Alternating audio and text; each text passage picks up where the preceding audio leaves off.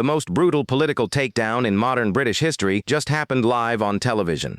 What you're about to read will change how you see UK politics forever.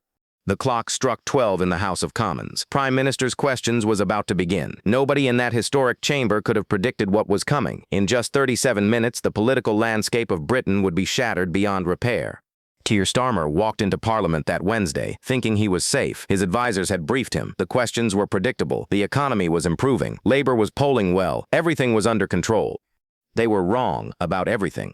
Because across the chamber, Kemi Badenoch was loading her weapons. The Conservative Party leader had spent weeks preparing for this moment. Her team had discovered something that would destroy Starmer's credibility forever. A promise so clear, so unambiguous, that there was no way to spin it, no way to escape it. The speaker called for order. Television cameras focused on both leaders. Millions of viewers tuned in, expecting another routine political sparring match. What they witnessed instead was a public execution.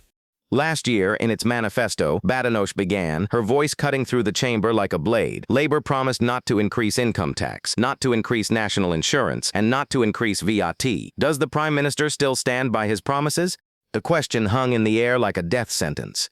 Starmer's face changed. The confident smirk vanished. His shoulders tensed. For a split second, the mask slipped. Every political instinct screamed danger. This wasn't a standard attack. This was something else entirely. He tried to deflect. Well, Mr. Speaker, I'm glad that the leader of the opposition is now finally talking about the economy. I can update the House, Mr. Speaker. Retail sales are higher than expected. Inflation is lower than expected. But Badenoch wasn't finished. She was just getting started. Well, Mr. Speaker, she said, her voice dripping with contempt. What a fascinating answer. It is not the same answer that I received when I asked exactly the same question word for word on the 9th of July. The chamber fell silent. Even the usually noisy backbenchers stopped their chatter. Everyone sensed something historic was happening. Then the Prime Minister replied with just one word, yes. And then he sat down with a smug grin on his face. What's changed in the past 4 months? The question detonated like a bomb in the chamber. The trap springs shut? 4 months earlier, on July 9th, Starmer had been riding high, fresh from election victory, confident in his mandate, certain of his path forward. When asked about his tax promises, he had indeed answered with a single word, yes. That moment was now coming back to haunt him, with devastating force. Badenoch had done something brilliant and ruthless. She had asked the exact same question, word for word, 4 months apart. She had laid a trap so perfect that Starmer had walked into it without even realizing. The Prime Minister tried to recover. As she well knows, no Prime Minister or Chancellor will ever set out their plans before a budget. But the damage was done. The contradiction was exposed. Live on television, watched by millions. Recorded for posterity. He had said yes in July. Now he was saying something completely different. Badenoch pounced. Has he told his Chancellor, because she's been out there flying kites, causing constant speculation around the budget that is damaging the economy? All week they've been briefing about tax rises. The chamber erupted. Labour MPs tried to shout her down, but their voices sounded desperate, panicked. The Conservative benches were energized, sensing blood in the water. Bricks. The devastating revelation. What happened next would be studied in political science courses for decades to come. Badenoch pulled out a piece of paper, a simple document that would end Starmer's credibility forever.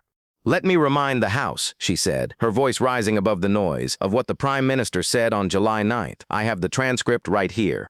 She held up the document. Every camera in the chamber zoomed in. The timestamp was clearly visible. July 9, 2024, 12:17 p.m.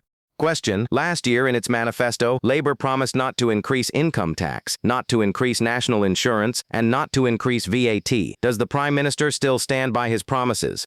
Answer: yes. End of quote. The silence that followed was deafening. In that moment, every person in the chamber understood what had just happened. Starmer had been caught in a lie so obvious, so documented, that no amount of political spin could save him.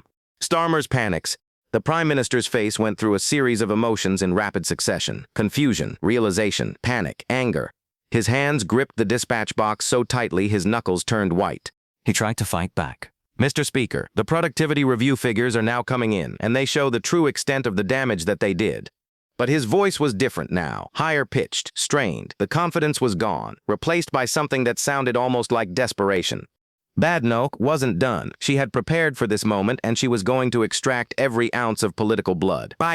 Mr. Speaker, he says no Prime Minister or Chancellor will say these things before the budget. Has he told his Chancellor? Because she's been out there flying kites, causing constant speculation around the budget that is damaging the economy.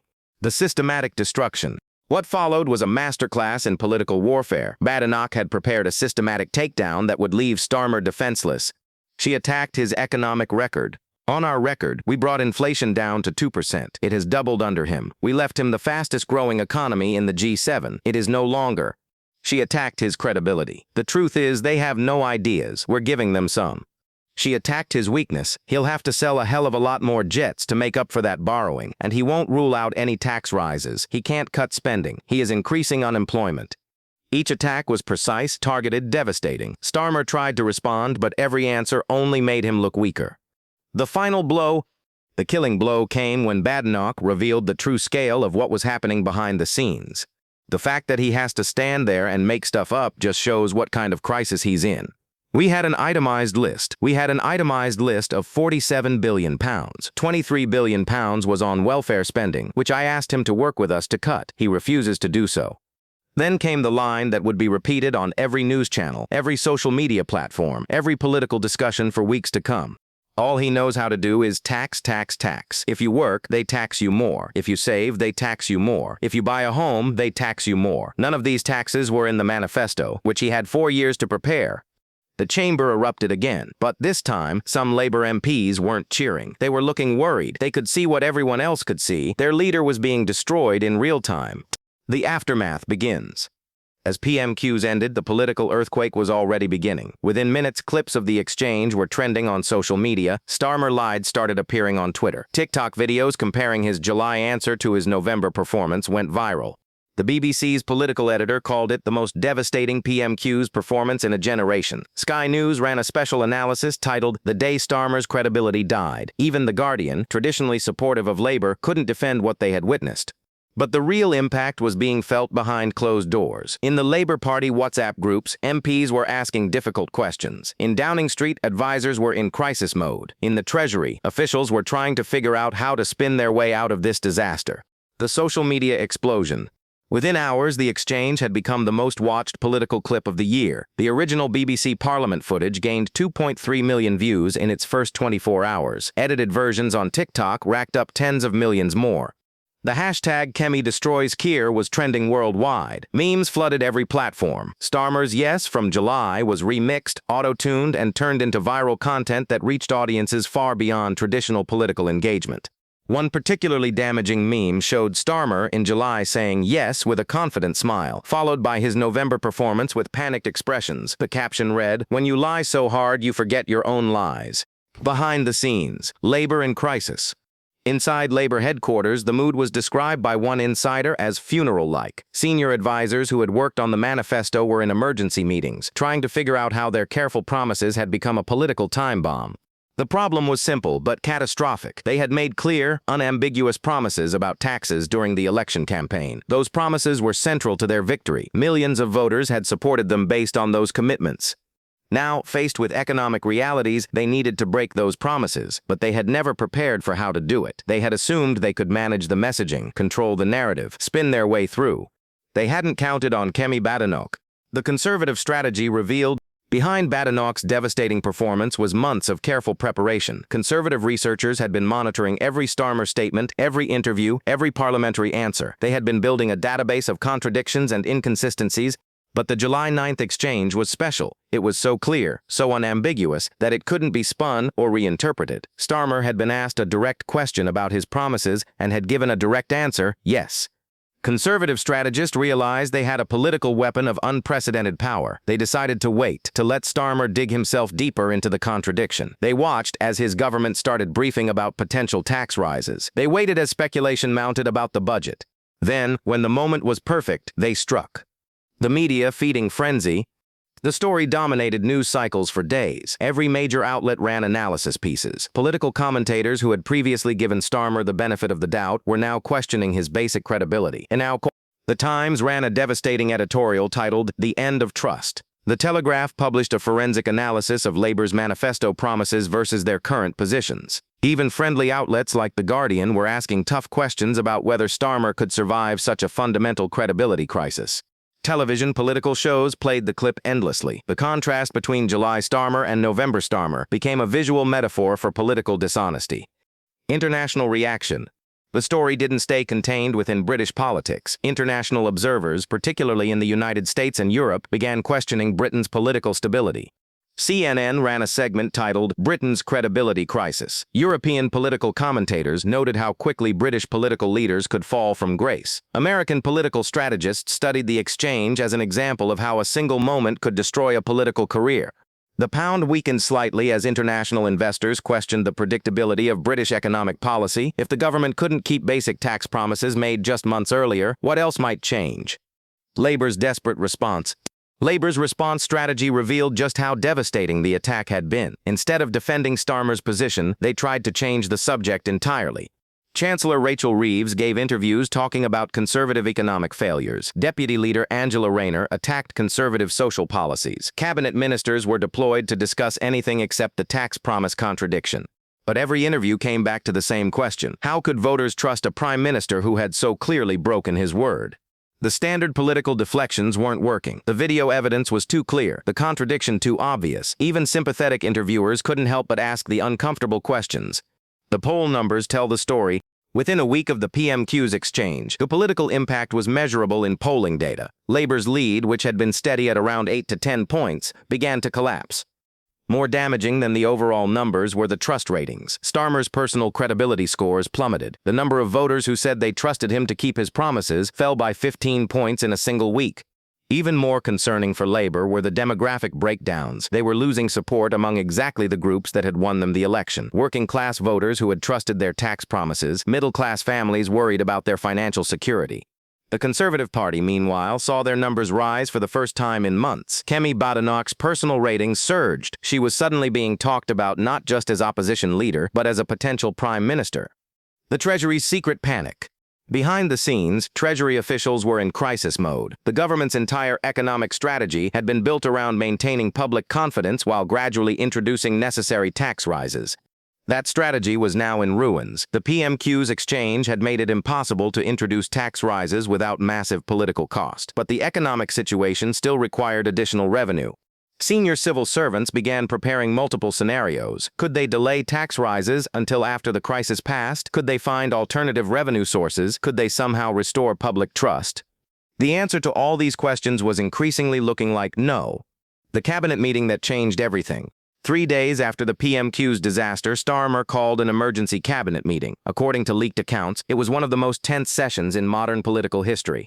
Several cabinet ministers openly questioned the handling of the tax issue. Others suggested that Starmer should consider a full public apology for the confusion. Some even whispered about the possibility of a leadership challenge. Starmer's response, according to witnesses, was explosive. He reportedly slammed his fist on the table and accused his own cabinet of disloyalty. He blamed his advisors for poor preparation. He blamed the media for unfair coverage. But he didn't blame himself for making promises he couldn't keep. The opposition smells blood. Other opposition parties quickly realized that Starmer's weakness created opportunities for them. The Liberal Democrats began talking about the need for honest politics. The SNP used the crisis to argue that Scotland needed independence to escape Westminster's broken promises. Even smaller parties saw their chance. Reform UK and the Green Party both gained in polls as voters looked for alternatives to what they saw as dishonest mainstream politics. But it was Kemi Badenoch and the Conservatives who benefited most. They had delivered the killer blow, and they were reaping the rewards. The economic consequences. The political crisis wasn't happening in a vacuum. Real economic consequences were beginning to emerge from the government's credibility crisis. Business confidence, already fragile, took another hit as companies questioned the predictability of tax policy. If basic manifesto promises could be broken so easily, what other policies might change? International investors began factoring in political risk premiums when looking at British investments. The government's borrowing costs increased slightly as markets questioned their fiscal credibility. The irony was devastating. Starmer's attempts to avoid economic damage by breaking his tax promises had actually made the economic situation worse. The legal questions, the constitutional lawyers began asking uncomfortable questions about the nature of manifesto promises. Were they legally binding? Did voters have any recourse when politicians broke clear commitments? Some suggested that Starmer's position was not just politically untenable, but potentially legally problematic. If election promises had no meaning, did elections themselves have meaning? These weren't just academic debates. They went to the heart of democratic accountability in the British system. The pressure built. As days turned into weeks, the pressure on Starmer continued to mount. Every day brought new questions about his credibility. Every interview became a hostile interrogation about his broken promises. Labour MPs began privately expressing concerns about their own electoral prospects. How could they defend their seats when their leader was seen as fundamentally dishonest? Tedio. Some began distancing themselves from Starmer's position. Others started calling for a reset of the government's economic policy. A few brave souls even suggested that maybe it was time for new leadership.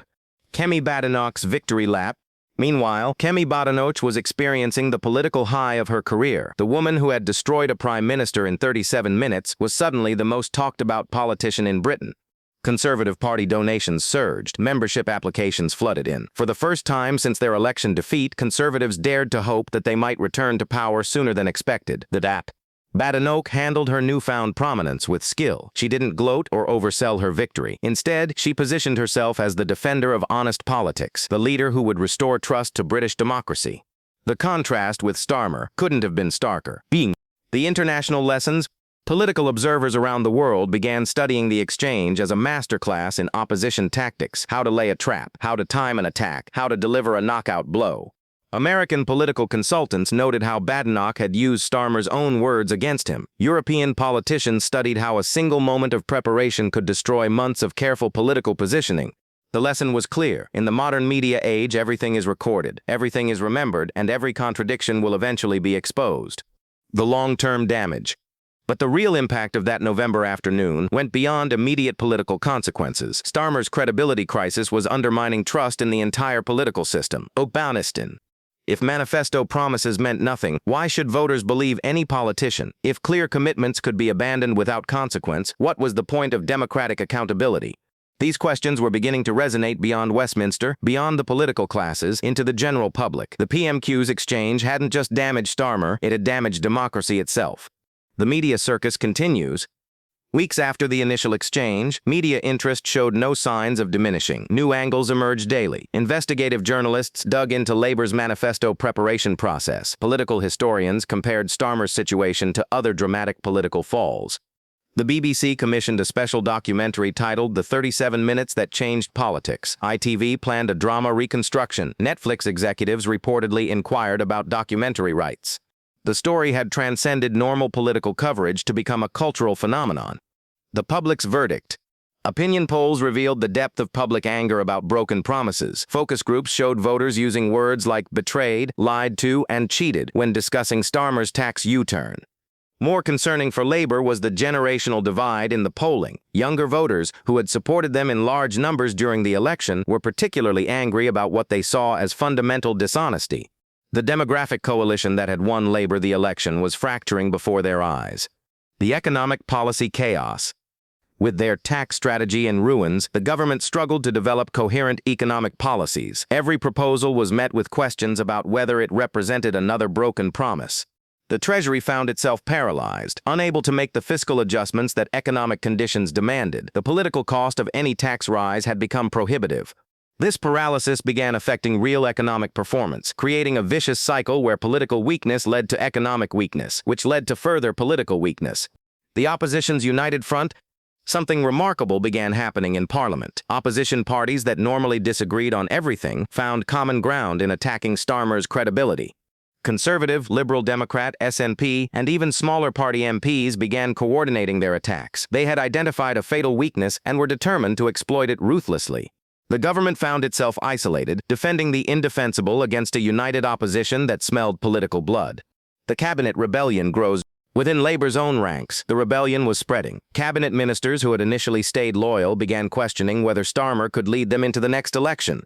Secret meetings began taking place. WhatsApp groups formed to discuss the situation. Names of potential successors started circulating in Westminster bars and restaurants. The government wasn't just facing external pressure, it was beginning to eat itself from within. The international embarrassment? Britain's international reputation was suffering collateral damage from Starmer's domestic political crisis. Foreign leaders began questioning whether they could rely on commitments from a government that couldn't keep basic election promises. Trade negotiations slowed as partners wondered whether any agreements would survive political changes. International investment decisions were postponed, pending clarity on British political stability. The damage was spreading far beyond Westminster. The final countdown. As Christmas approached, Westminster was buzzing with speculation about Starmer's future. Could he survive until the new year? Would there be a leadership challenge? Was the government itself sustainable?